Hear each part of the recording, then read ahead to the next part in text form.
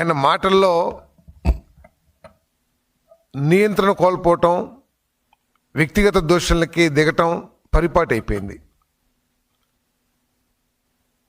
నేను